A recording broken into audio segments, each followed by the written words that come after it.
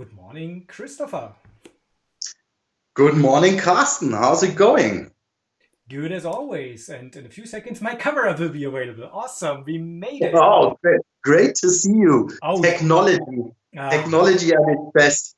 I missed our conversations. The last conversation was already a week ago. We should change that and we should start with our third edition of Open Clouds Dev, our web and podcast, because last week we released our first episodes to the podcast universe and already got some listeners.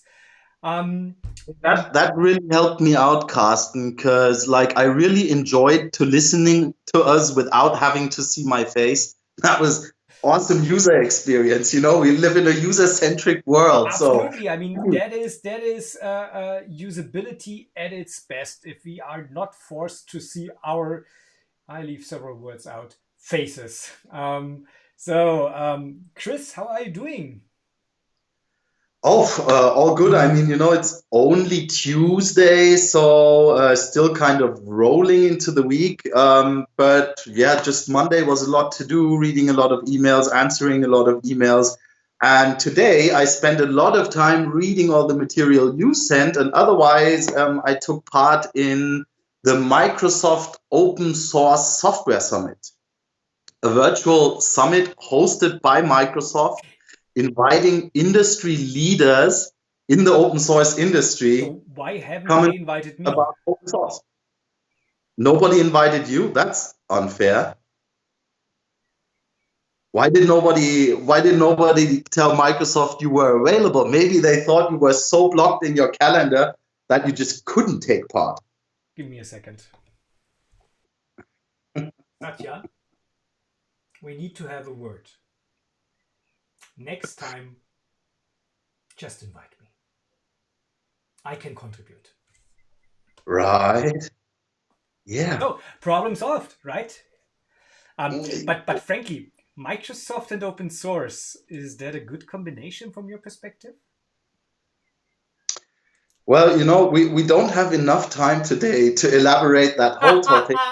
Um, But I mean, what I will really give to Microsoft and what I did enjoy today is the combination of Microsoft and partners. Because a lot of the messaging that Microsoft has been doing is, everybody sees this banner, Microsoft Hard Linux or Microsoft Hard Open Source, and a lot of people are trying to figure out where do they take kind of the pride to put a logo like that out there.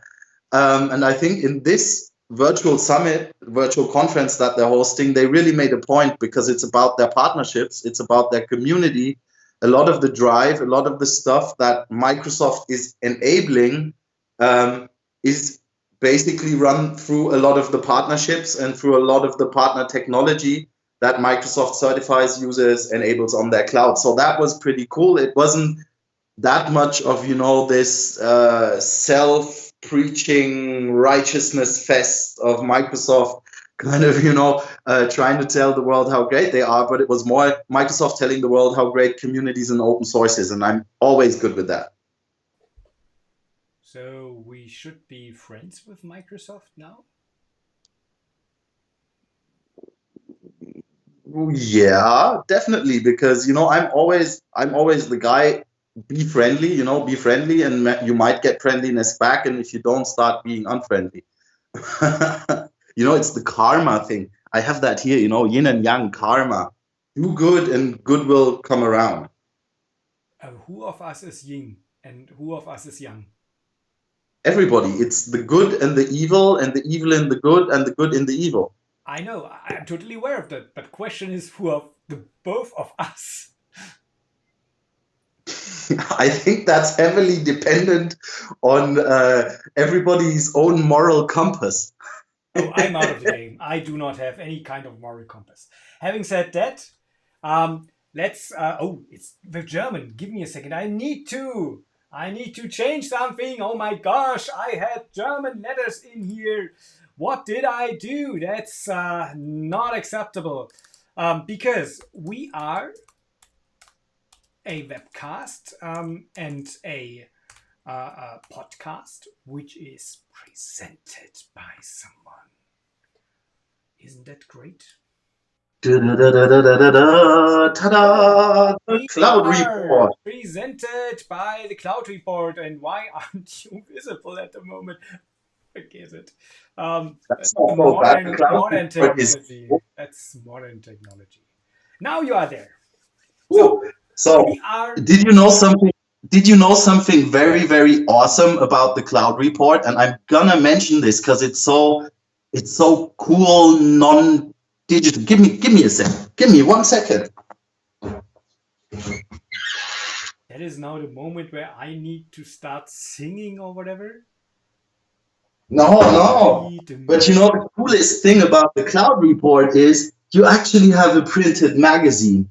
And you know, there's not a lot of that culture left out there. And I love, having a good magazine. I'm kind of old school. You can flip through it. It feels nice. That's awesome. Chris, I have an idea. Yeah. Why don't we invite next week the editor-in-chief of the Cloud Report? Yes. And she's a woman. She can perhaps present 1 or 2 news of her choice. Make us, look a little bit more professional. Yes. And explain perhaps some of the idea behind the magazine. What do you think of that?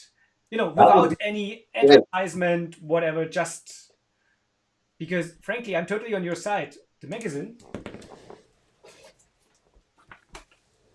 is awesome. And it's on paper. It's a printed one, and there's so much love in it.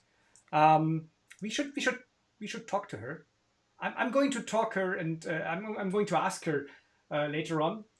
But enough of that shameless advertisement block here. Our webcast and podcast is presented by the Cloud Report, and the Cloud Report is basically the organization that ensures that we are now initially going to talk about security. Well, security. Now, always a good thing. Then let's start with security. That's not security, what is currently visible there. No, we want to talk about that article. The article, or the kind of analysis that is currently visible here, is quite an interesting one. And I want to discuss that with you for a few seconds. So, what we basically see here is result of an analysis, and that result of an analysis of 2,500 certified Docker images basically showed that 80% of them had security issues. Oh man! And not even a light one, really. One of those, more complex and more challenging ones. So the certified images are pretty much the worst one. And the certified ones are basically the images that are provided by some companies, that basically are provided by companies taking care of them. 80%.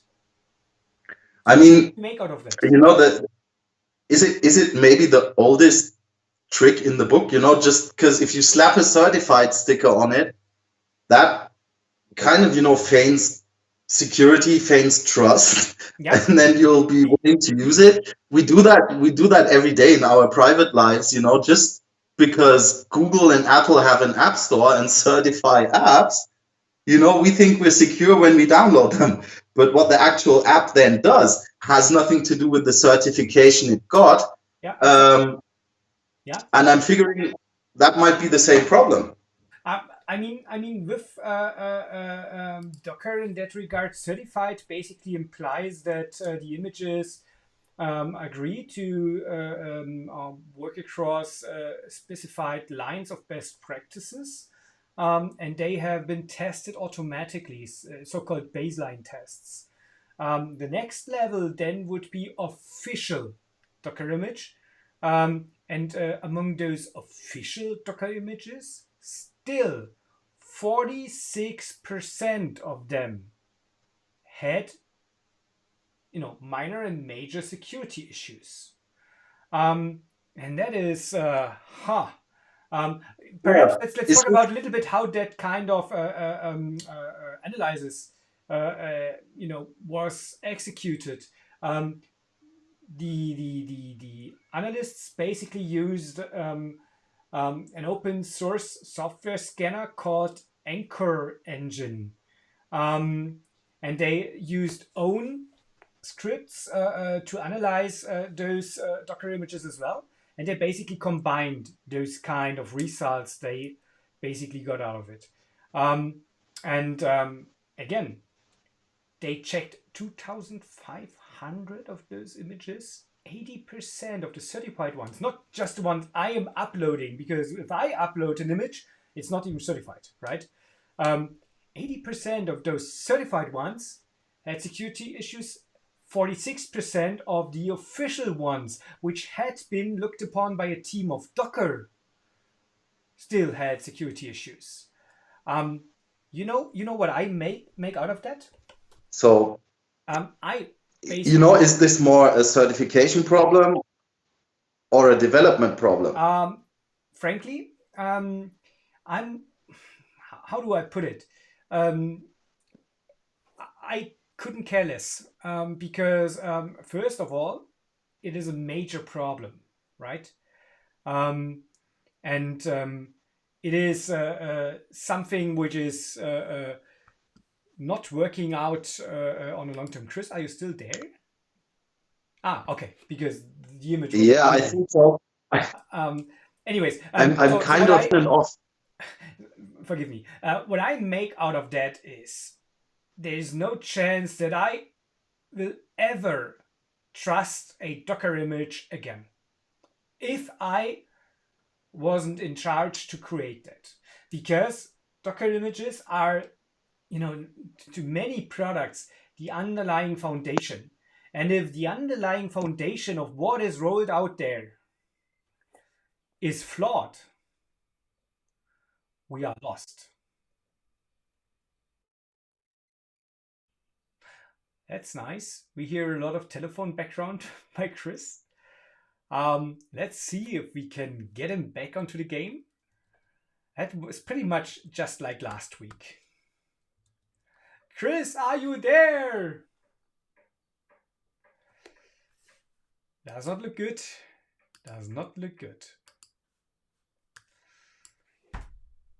Anyways, I continue. Although it's not the same without Chris. So, security. 2,500 images, 80% have issues. Skype has network issues on his end. He's going to call me again. 80% have issues. 46 of the official ones have issues. If you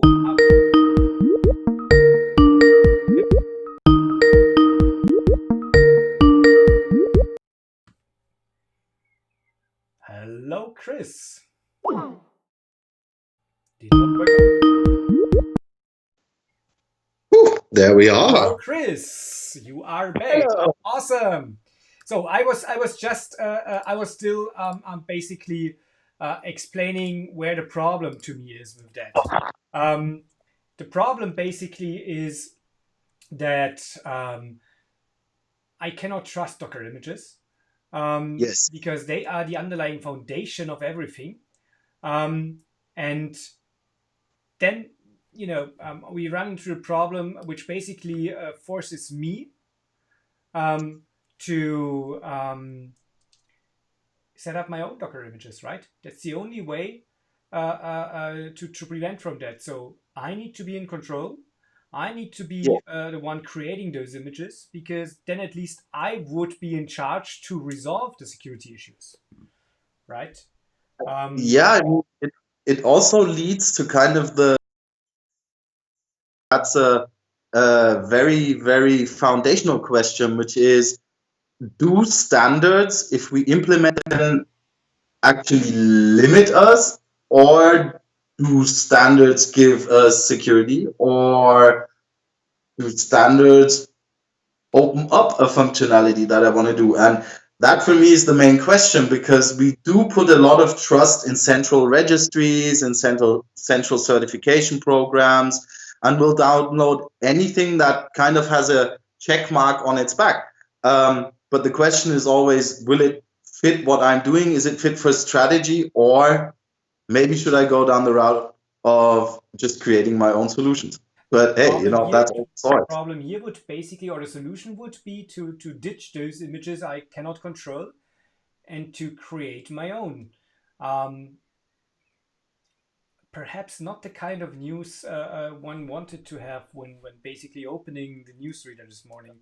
But because frankly, if I look at the sheer number, that makes me very, very nervous, right? And even in second instance, 46%, that's nearly half.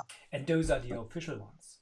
The official images Math. that are Yes. checked by a team of engineers and that have gone through some sort of security and quality assurance. Wow. I'm depressed now. Yeah, it is kind of impressive. Even epic fails can impress you by, just the magnitude of failing that they actually do. But if the guys at Docker, it blows me off the water, frankly. Yeah, I mean, if the guys at Docker are open and use kind of iterative processes, maybe they might find learnings from this and make it better. Yeah, but frankly, if you look at the authors of the study, I'm pretty sure what the outcome will be. What do you think the outcome will be? They are from Norway, so they have no understanding. They just won't understand. Exactly. Oh, come on. Let's head over to something more. It's not positive, but let's head over to a different topic. That one was really depressing. So let's super and awesomely super. Is that what that means? I know what you mean. Let's instead talk about drum rolls.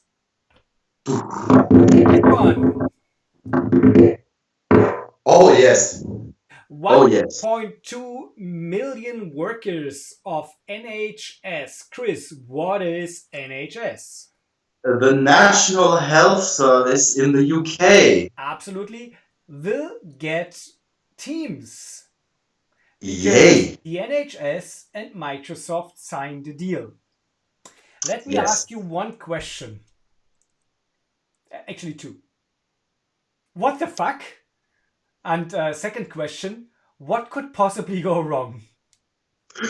Oh, what could possibly go wrong by tying our health and well-being to a monopolist company that now has bought itself not into a kind of security functionality does this work topic, but an actual safety topic where it's about human lives. And if somebody decides to press a button and say, well, I don't care about that, or I'll double the cost or do anything, you're with your back against the wall and will have to comply to whatever this company does.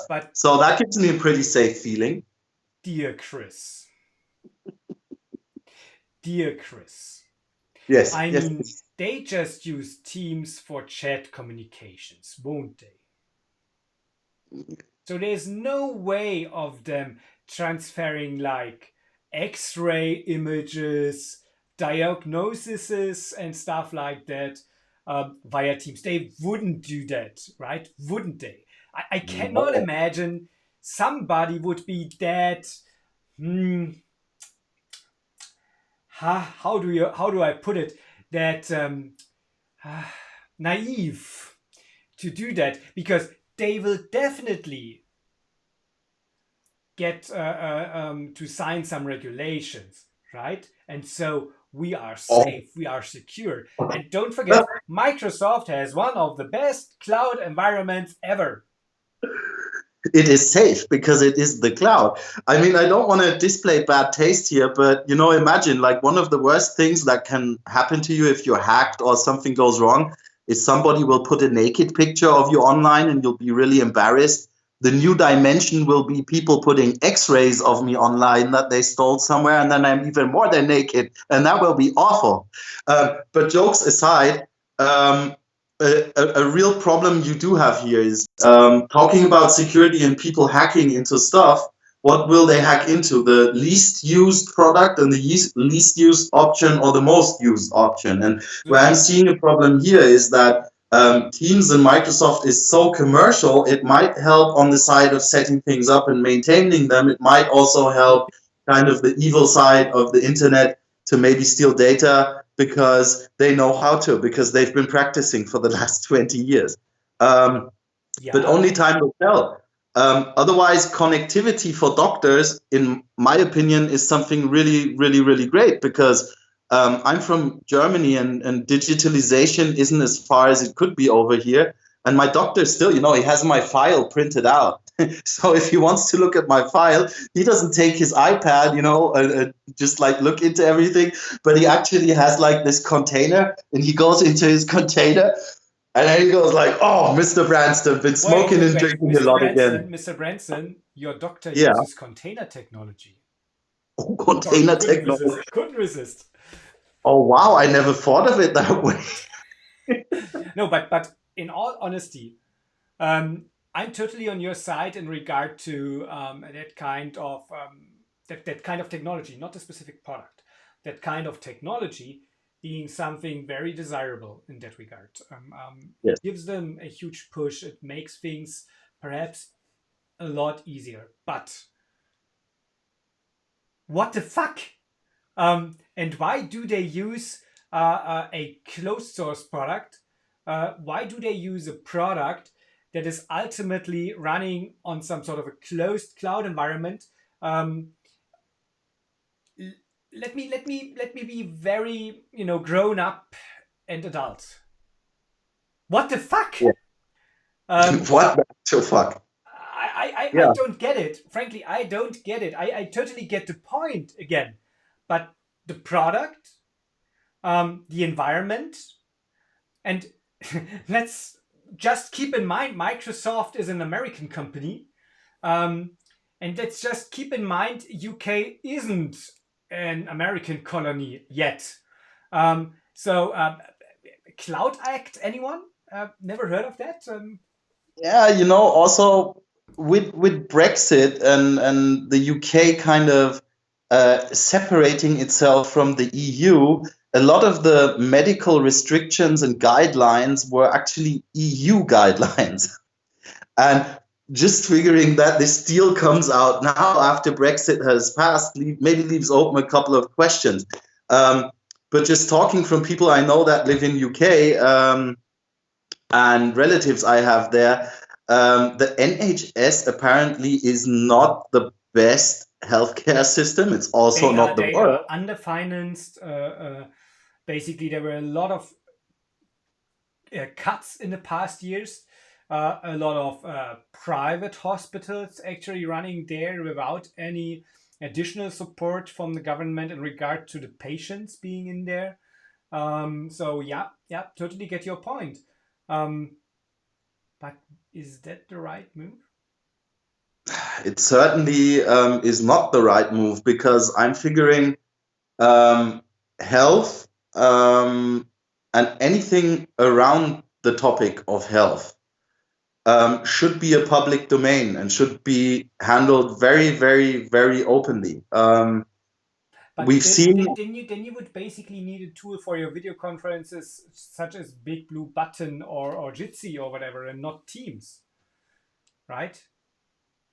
I mean, I really couldn't care less, because again, it's not about security or anything, it's about safety. And actually the doctor should be practicing and not having video conferences. And in the time he or she, the doctor, sets up for his video conferences, I couldn't care less what they use. Because it's about my health, it's about my safety. Perhaps you should care. Because the news is That's part of what ZDNet was basically bringing out, but and it refers to something that Zoom currently lived through. Pretty much regardless of what you choose, either Teams or Zoom or whatever, you choose a company that is trying to operate in specific markets, right? Yes. And the basically the current thing that happened with those customers and with those companies, pardon me, is basically that Zoom just decided to block some Chinese activist of his software because in his private Zoom conversations, he was basically remembering and basically discussing some of the events that happened in China, like what was it, roughly 31 years ago, 32 years ago, on Tiananmen place. And he got blocked by Zoom for that. Yeah. And isn't that something that basically implies huge problem then again? Because if you choose such a software, such as Zoom or Teams or Google Meet, Skype, whatever, and it is not your kind of software running there, you are basically, in danger to get blocked, although you just do your own private conversations over that Yeah. kind of software. And a company such as Microsoft, a company such as Zoom, a company such as Google is basically complying with requests from China, from other authoritarian countries, and that would basically get you out of the game pretty much immediately, right? And then again, thinking of the NHS working with Zoom, pardon me, with Teams in that regard, isn't that a real threat to freedom of speech, to perhaps Yes. confidentially of data? And then again, wouldn't there be another way, such as using, again, open source software hosted in your domain with some sort of open source kind of chat system involved, yada, yada, yada? Wouldn't that be way more reasonable from your perspective? Definitely, it would be, because either there has to be a huge banner on the company's homepage telling me what I can and cannot do there. Otherwise, they're actually actively kicking my right of freedom of speech and to have an own opinion and have a free opinion right in the nuts. And no matter what it is, who it is, which instance it is, there's just a very few things in human rights that I have, and that no company should take from me. And the actual decision that has to be behind that, and it was in a couple of the other articles that you sent this week, is actually I should stop using those tools from those companies, because yes, a company as a whole can support certain causes, can have a certain moral, a way of thinking, a mindset they operate in, but what they can't do is trying to force me into their mindset and thinking, or cut off my own personal freedom, which is free thinking, free speaking, and basically pretty much free acting. How can this be? You know, who was actually in the article, and I don't know this, was mentioned how actually Zoom got to know of the content of the actual conversation they banned the account for. No, I haven't found that, frankly. Right. But that's an interesting question, right? What I suspect is basically that one of the participants of the conversation was perhaps working for the Chinese government in that regard and informed the authorities. But then again, we are talking about, although it might be, frankly, it might perhaps be illegal in China. And that brings us into some pretty interesting level of conversation. If it is illegal in China, um, what does that imply for basically in that case Zoom? Could they basically ignore that because they are an American company, Yes. or would they be forced to comply with Chinese laws, No. or is there something in between, or is basically the law of the one talking there, of the country, of the origin of the one talking there, the one to be applied? And then again, we are still talking about some sort of private conversations, although there might be like 50 or 100 people in the call. That is one part of the question.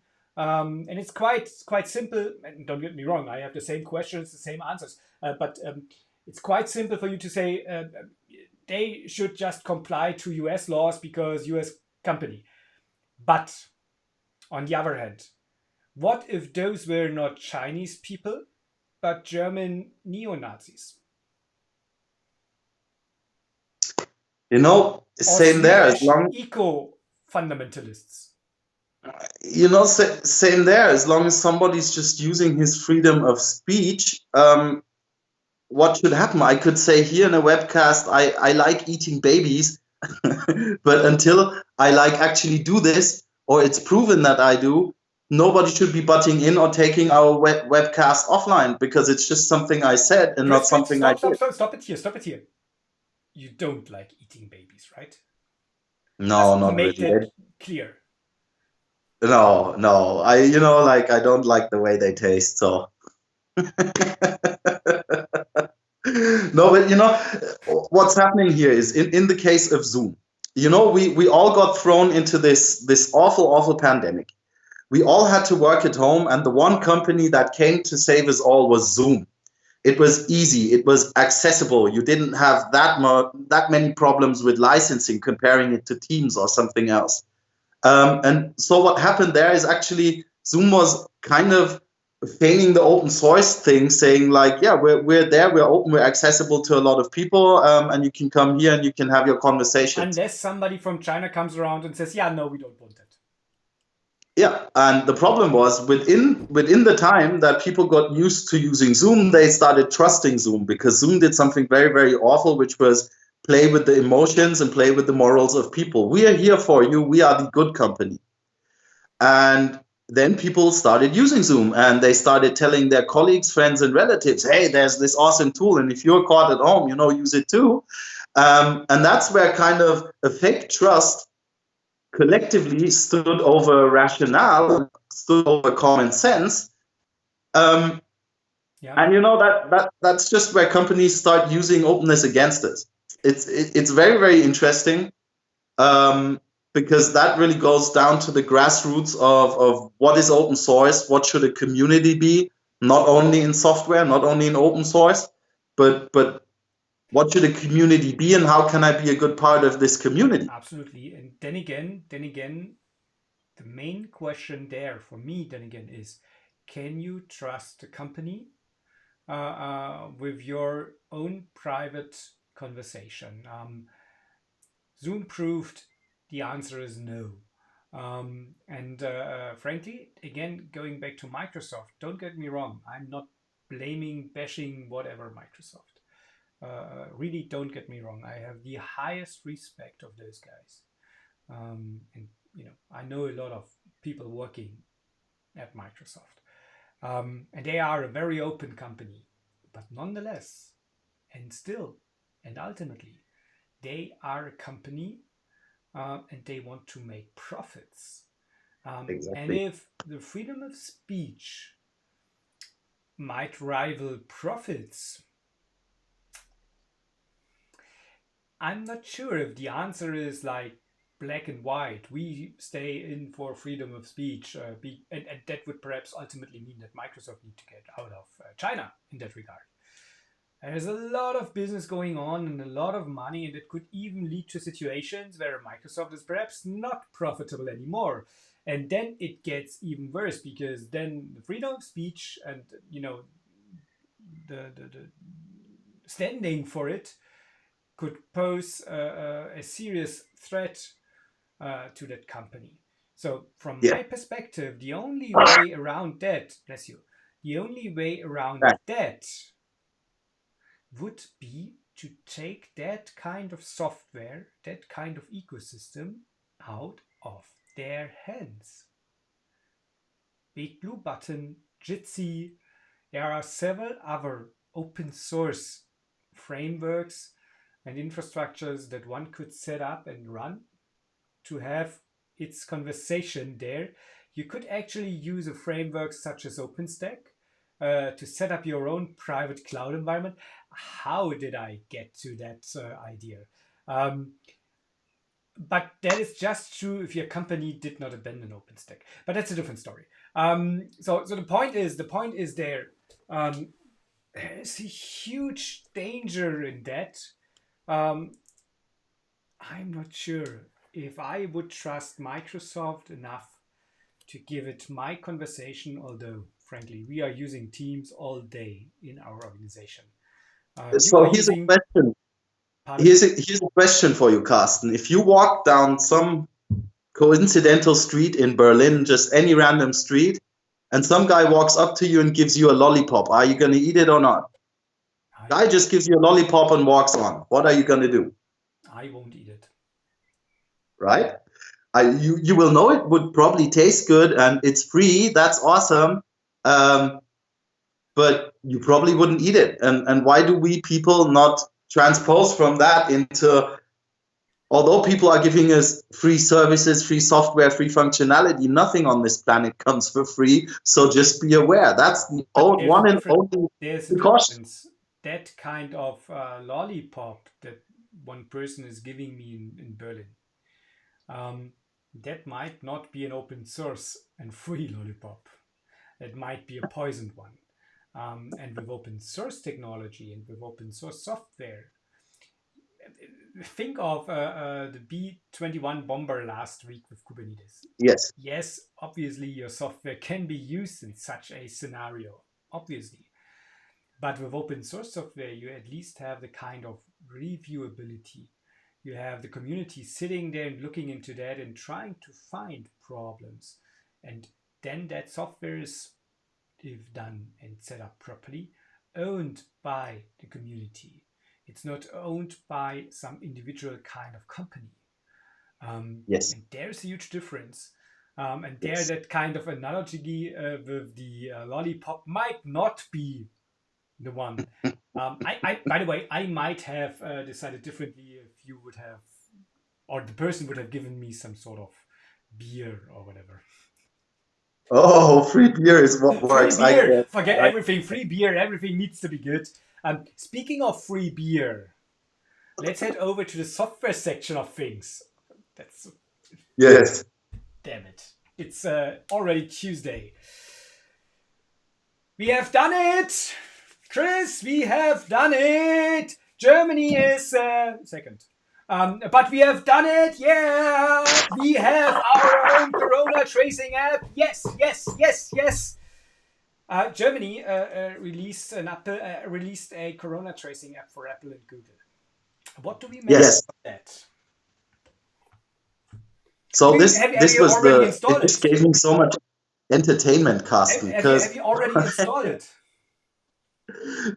Yeah, and the funniest thing I saw, and I really nearly peed my pants on that one, were a bunch of people complaining on Facebook and Instagram and Twitter that this app is evil and collects all their data and you shouldn't download it. And that was, it was a highlight for me. Absolutely, I just enjoy the pureness of the internet. Where? On Instagram, on Facebook? And you are afraid of your privacy? Well, no. That's so funny. But other than that, I am largely impressed because this is something to spend 20 million on it in just 4 weeks. Yeah, that's pretty. That's German generosity, right? We managed to spend 20 million for T-Systems and SAP. And for an app that is largely based on already existing open source software, because who was first? Right, the Swiss. And the Swiss Corona tracing app, actually using the same kind of APIs provided by Apple and Google. That Swiss app was released several weeks ago already. Actually, the Swiss invented that API jointly with Apple and Google, because it was basically driven by some Swiss universities. And they open sourced it. And then Germany came around and said, awesome thing, we need 20 million euros for T-Systems and SAP to make an already existing open source app into a already existing open source app. I mean, it looks different, but the functionality is absolutely the same. And what we probably did there was the German way. Out of these 20 million, 19,999,900 euros were spent on evaluating if this is actually an option, and $1,000 were spent on building and releasing the app. Absolutely, we did it the German way. That is German engineering. Just throwing a lot of money on a problem, creating some sort of shiny surface on it. And then, just starting the drums to roll and to ensure that everybody knows that Germany was second, but first among the big countries. But frankly, it was released now, and that is important. I actually installed that one, and during the process of discussions, and that process actually started earlier than just working on the application, the German government did an interesting U-turn, and I really appreciate that, because that kind of Corona tracing app is working with decentralized data storage. So there's nothing like a centralized store for all the data. Again, it's basically the same model as the Swiss application. And that is very important in regard to privacy. And good thing, the application on its own is open source. Although look into the light gray, the text written in light gray on slightly lighter gray background, it is still owned by SAP and T-Systems. But nonetheless, decentralized storage. Is that corporate responsibility in some form? I don't know. 20 million? Frankly, let me put it that way. Hand that money over to me. I'll take care of your corporate responsibility. Yeah.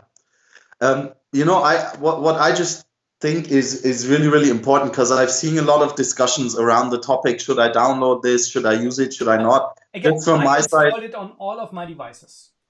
Exactly. From my side, I'm going to say definitely use it. Every day when you get into your car, you have the choice: do I want to wear a seatbelt or don't I? There's been so many negative press releases saying like seatbelts kill more people than they save lives. There are YouTube videos that say that. Yeah, and there are experts. We're back to this trust thing, and earlier I said better than trust is using common sense, and common sense dictates in a situation like this, no matter if you're really behind it or not, but use this app, because this app will maybe, for one, help save lives, and for the other, the faster we really get in complete control of the whole pandemic and the Corona crisis, the faster we can all go outside again. So for me, I couldn't care less, even if they steal all my data that they already have, because it's the state. This is somewhere where I can do my very, very little part of making the world a better place by installing an app on my phone. Yeah, but I give you a different perspective. And quite openly, it's not my perspective, but I was confronted with that one. You cannot trust the state, The state is just trying to control you. That app Oh, is basically some sort of a Trojan horse onto your device. So even more ways of controlling you. Then that app is basically pointless and useless because it's state issued. And yeah. Corona doesn't even exist. And by the way, I post that on Facebook. Anyways, no, just take away the two last sentences. That kind of argumentation I was just confronted with this morning when I was talking to some of my fellow colleagues about that. Specifically and frankly, part of their concern is that that app is state backed and it is being released by the help of SAP and T Systems, and they got 20 million euros for that. And the people just say, at least those going that route, they just say, no, I do not trust the German state, German federal state. I do not trust their embodiments. Yeah. And when I was basically talking to them, guys, you are, if privacy is your concern with that app, which is open sourced, which has been reviewed, and which is under severe, really severe audition from the outside world, and severe auditing, and there are processes being laid around. If that is your concern, why don't you use, or why do you still use an Android phone where you give all the Exactly. data away to Google? Why do you use Twitter, Facebook, LinkedIn, Instagram? Why do you use TikTok or whatever if privacy was your concern? And the answer, frankly, was like, yeah, but they are not the state. Let me put it that way. And I address those persons directly now. So Chris is not visible. No, I make him visible. Give me a second. Chris will be visible. There he is. No, that's the wrong I one. stand No, behind I you. did not Oh, want to see you. now I I stand just next wanted to to. you. I wanted to be visible, and I wanted to have Chris. There we go. I wanted to have Chris on the screen. So I'm addressing you guys now. If you feel like your data is more secure with privately owned companies that try to get away from any and every kind of regulation, if you feel like the traces you are giving towards privately owned companies without any regulations are how do I put it? They are less dangerous and less obvious than the traces you are given when using that app. Let me put it that way. Nope. Nope. Absolutely nope. Not right. Frankly, and to be honest, absolutely we cannot force anyone to use that kind of application. Absolutely not. And it should be it should be your choice. Definitely agree with that. There should be no forced. So also, as long as you live basically at least somewhere in the Western world, and if you're not going to trust the state you live in, then basically your Skype connection is broken. change the world and do your part. Chris, pardon me. That's just it. Yeah, but your Skype connection was just broken when you said you do not trust the state you are living in. That was a coincidence, wasn't it? Maybe that was pure coincidence. Damn it. So then again, frankly, I do want to stop here in regard to the COVID app. But the point is, if privacy is your concern, you should be skeptical. And you should perhaps not use that app. But, and ultimately, you shouldn't even think of using an Android phone, a Google browser, any kind of Google service or Microsoft service or whatever, because they spy at you. They collect your data. And now, let's switch over to a more appropriate topic. GitHub is doing the right thing, just to put it shortly. GitHub is replacing Karsten, the word. you're pretty quiet. Did you change something with the volume? No. Because I'm at max and I can barely hear you. No. My volume is nice. My sound levels look nice. Oh well, I have a solution for that. I'm a tech guy. I have practiced this. Oh gosh, I need to sing again. Dum dee dum dee dum dee dum dum dee dum dee dum dee dum dee dum dee dum. Now I hear you again. Awesome. Back here. So back to all the honest things. GitHub tries to get rid of GitHub. master in all of his terms he's using or they are using. That's because of the racial stigma there.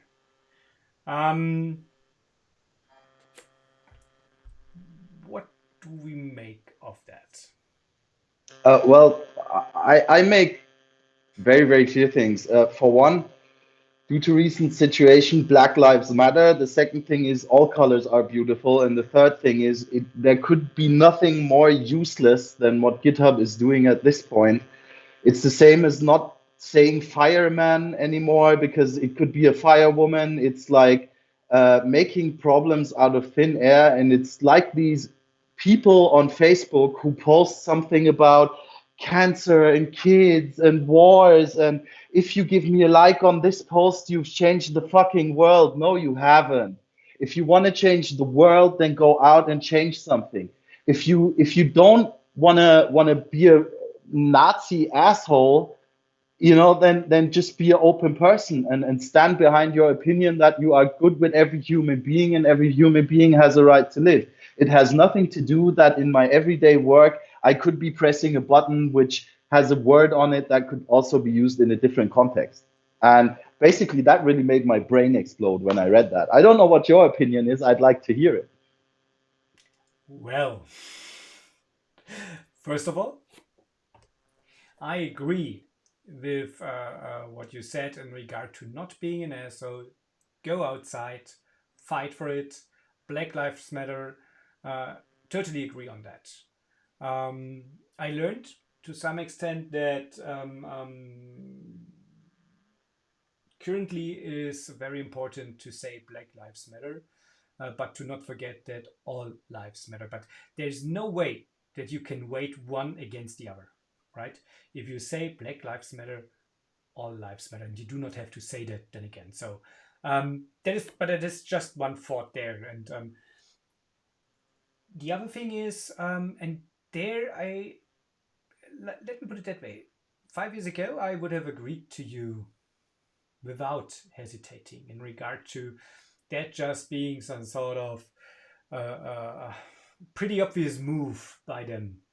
But what I Yes. in the last years is basically that language kills, and basically what the idea behind that move of GitHub would basically be that with exchanging words, for example, using main branch instead of master branch, or using secondary branch instead of, I don't know, slave branch. Is there something like a slave branch? But you get the point. Or with using or avoiding terms such as blacklist instead of using something along those lines of positive or negative list, or denial or approval list. What you basically do with that, if you do that, you free and you get rid of some of those unspoken kind of stereotypes. And it took me a while to realize that that is actually true. We had a discussion in our organization just 4 or 5 months ago, when we basically talked about how we address each other. A word like guys, for example. I'm totally on your side. That kind of thinking is quite often used to do some politics or to do some statements, Yeah. but not to tackle any kind of problems. But if you think of that, if you have a diverse team, if you have a mixed team and you approach them with, Yes. even if it is a generic or it is some sort of common term with like guys, but frankly, by the meaning of the word, it basically refers to a group of men. If you think of that, that is some sort of, perhaps not racism, but it basically manifests something. And on the other hand, it's the same as, give me a second, it's the same as with using that kind of face mask when going outside. Frankly, where's the matter? I can do that.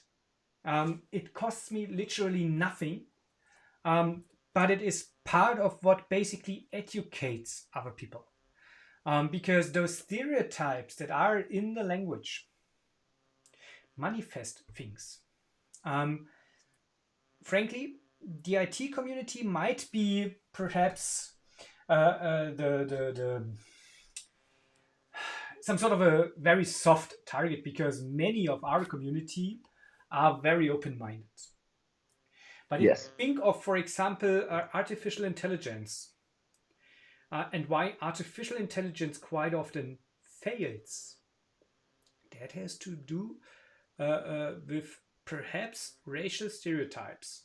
And it's the problem with those stereotypes is it's not like that we are talking to each other and saying, look, that person is black and that's why it is worth less. And we perhaps even value that person. We perhaps even say, wow, I do not make any kind of difference. But I use a language that might be offensive and that basically is based on some sort of already established patterns. Speaking of Yes. artificial intelligence, for example, one of the news I want to bring in. Give me a second, because let me put it that way. We are way beyond our time scope, but you know. But hey, I'll hand it to you. Smooth transition. But the point is, Yeah. the point is there. It's not just Microsoft who won't sell any facial recognition software to polices anymore. It's the same with IBM and with Amazon. But the point is that why don't they sell that kind of software? Remember end of last year when there was some sort of analysis of Amazon's AI-based facial recognition software, and that software failed miserably on black people's faces. You know why Yes. it happened? I don't know, because it was set up that way. No. No. It happened because the people that worked on that software didn't think of diversity in that regard. They just fed the software with way more people of white people than of black people, because it is their environment. That's what they are used to see. And literally, for the software, Wow. one black person looks similar to another black person.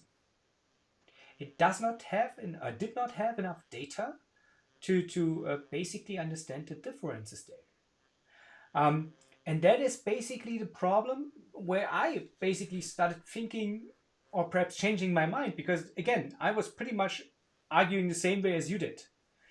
But that kind of But just a question, what we're using AI and ML, facial recognition, all this stuff for is kind of the stuff we do as humans always, make our life easier.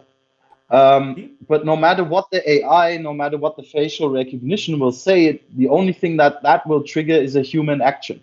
you remember back in the day, there's a guy called Isaac Asimov. He's like this guy who wrote a lot of sci-fi novels about robotics. And one of the rules that he set up there, or basically one of the things that you come to realize, is a computer will only think as far as you can program it to think. And the actual action, for example, facial recognition at the airport says, this guy is a problem. This guy is, security flag, check on him. The actual reaction will still be down to a human reaction and the human emotion and the human being an asshole or not. And so, it all comes back down to the point. Start with yourself, start being a good human and a good human being. And then when you do that, start thinking about the products you use and the software you use and the stances you take and the opinions you have, because otherwise it's all worth nothing. It will always come down to, I don't know, a chemical process in my brain making me do something.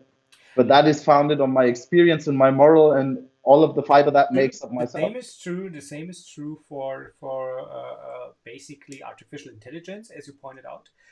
But then again, that is triggered and driven by what we see and how we speak and how we interact. Racism and being basically some sort of biased, which is not to say that you are biased, but racism and that kind of bias actually starts with language. Because yes, that is what you hear in the very morning. That is what you read through all the day. And it basically establishes pictures in your mind, right? Yes, very true. And that is basically the problem there. And not the kind of not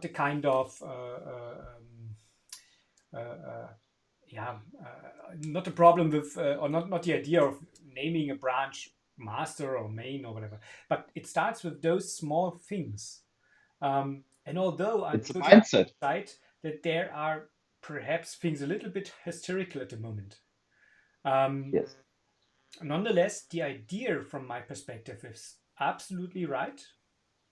And I actually second that. I keep coming back to what we just read here, not the Microsoft news. I was more referring towards the GitHub news here. That thing is then again not that bad, at least from my perspective. Does it make sense?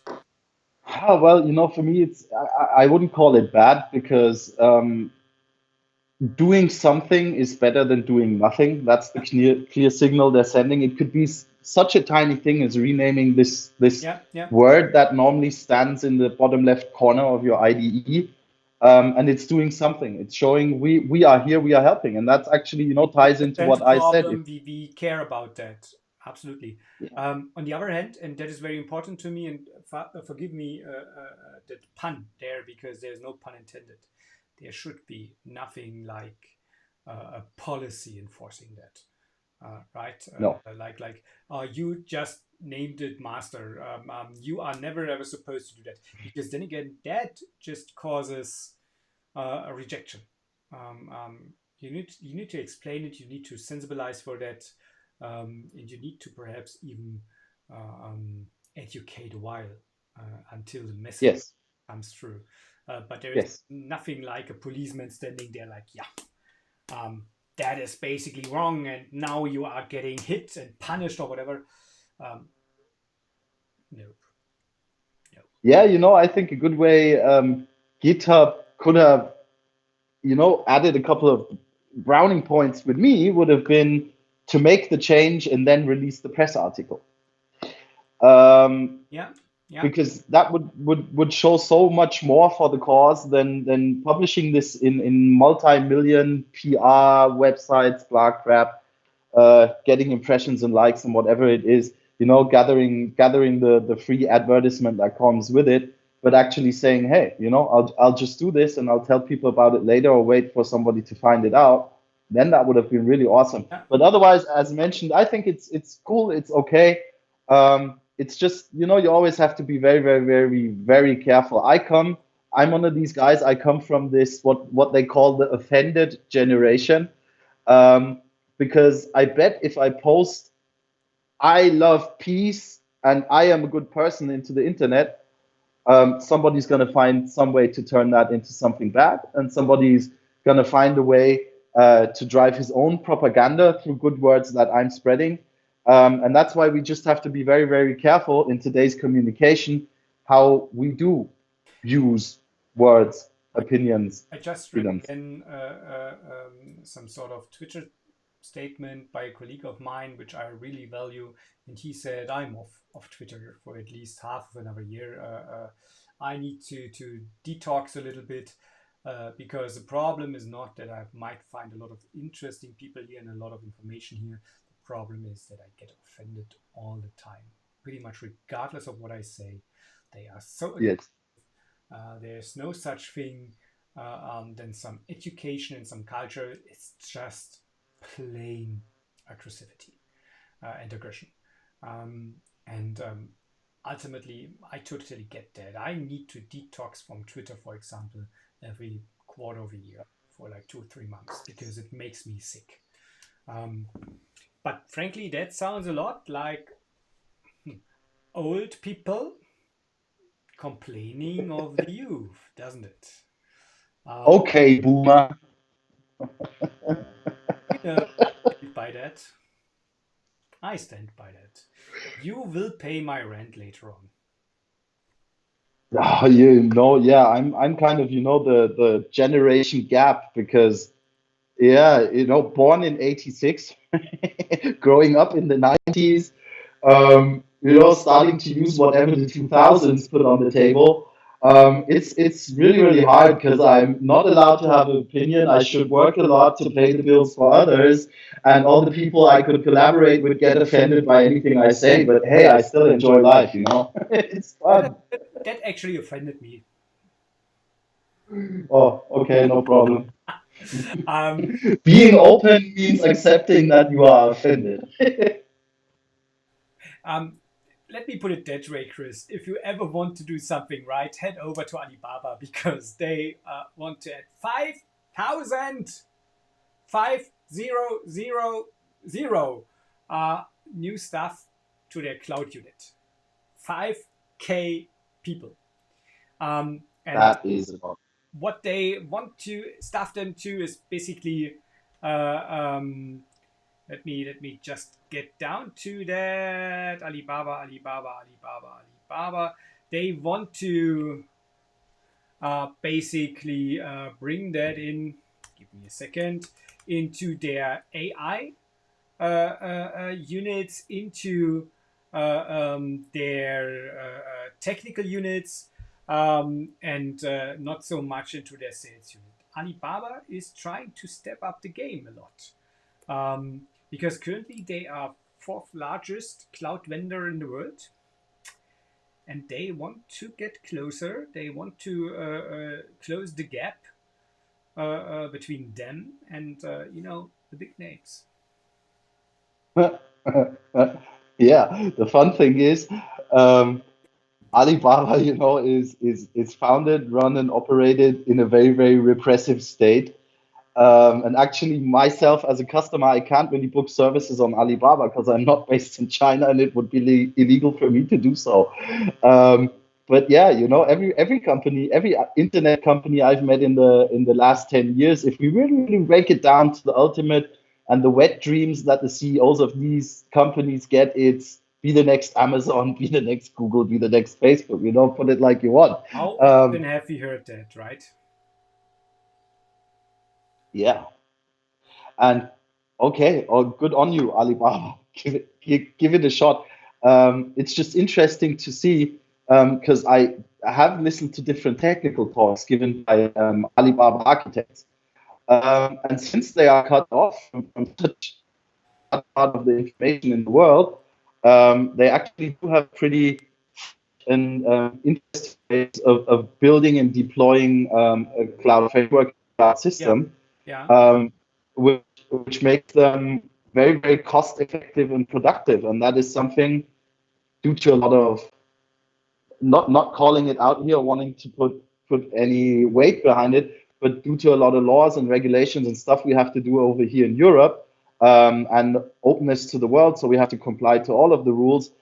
Just makes it slower in the development, slower in the innovation at that point, and more expensive to run.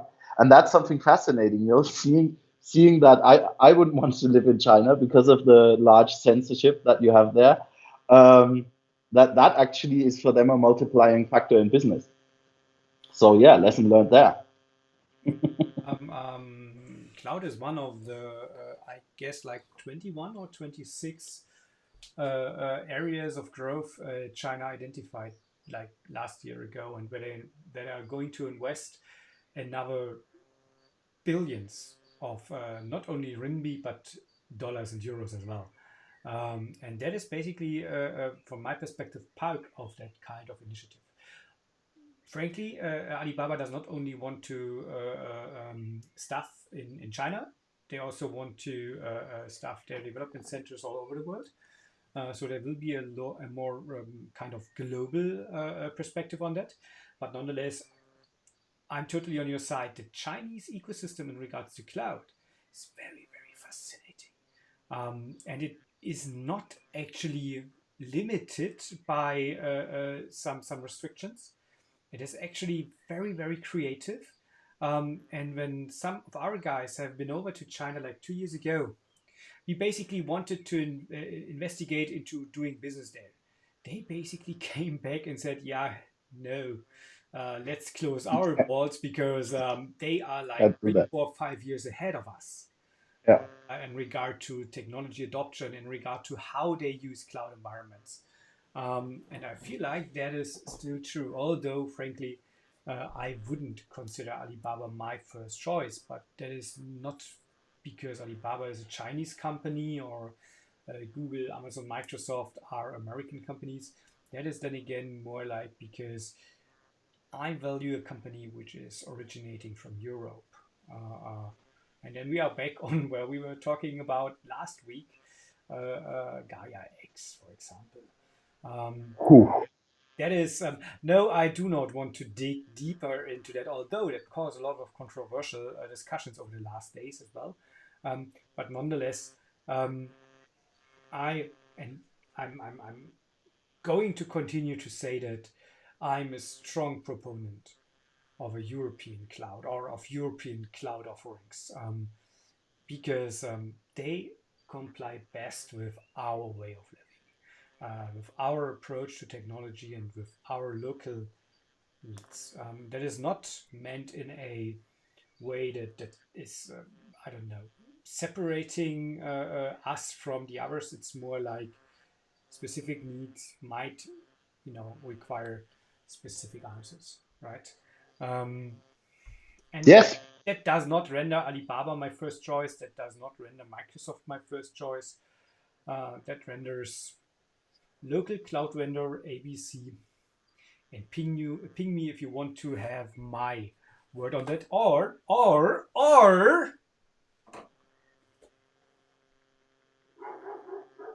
open your cloud report and look here, because they test clouds.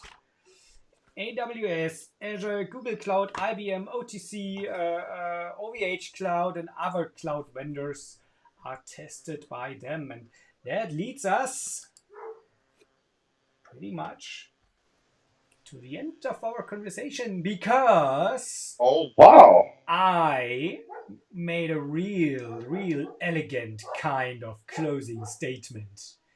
Do not use Alibaba, use the cloud report. Use the cloud report. Yes, you should do Oh, that. And if you are wondering where to get your cloud report from, https://the-report.cloud. And frankly, it can be your daily source of news as well.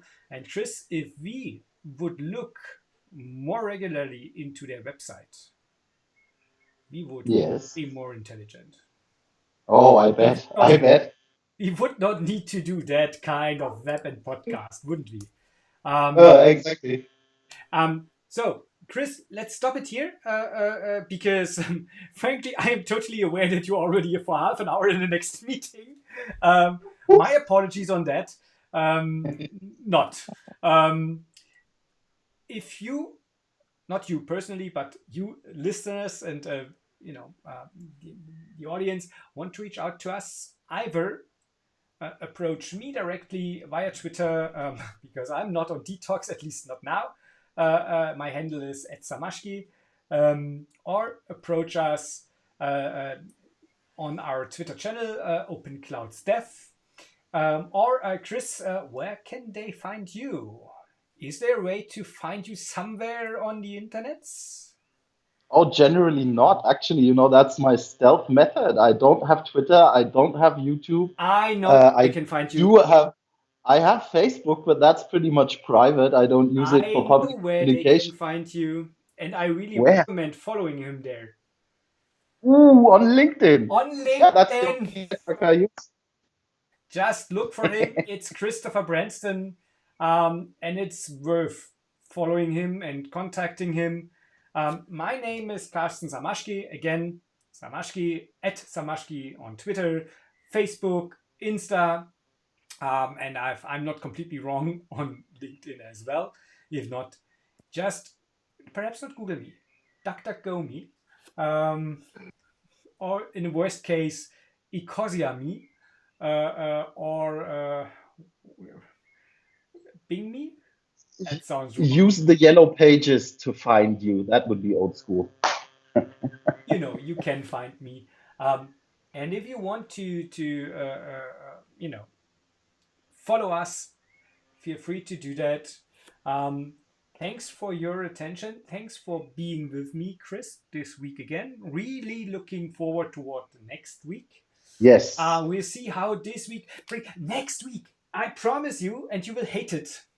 We will talk about Apple, because Apple is starting their Worldwide Developers Conference next Monday, and they will release and discuss the shift to ARM technologies, which is awesome. For their processors. And that is an awesome thing, and we should discuss that. Although this web and podcast is not about mobile technology, but that is a huge thing. And it affects software. Apple might also lay out some changes towards the cloud model, towards the ecosystem, and there were just current informations about Apple getting sued in Europe for their App Store. So we will discuss that next week, although it won't be an Apple show. It will be the Open Clouds Dev web and podcast, everything around cloud, with us. And us is Chris Branson. Beautiful. Famous guy. Follow him. And me, his Karsten and Chris. That's beautiful. As long as it is not Klaus and Klaus, and for those who are not aware of that, just Google it. And you need to Google that and YouTube that. Chris, let's stop it here. It's not getting any better. Yes, with this, for this week, thank you for viewing. Treat open source as open source treats you. And don't forget to like, share, subscribe, and comment. Thank you. See you later. Bye.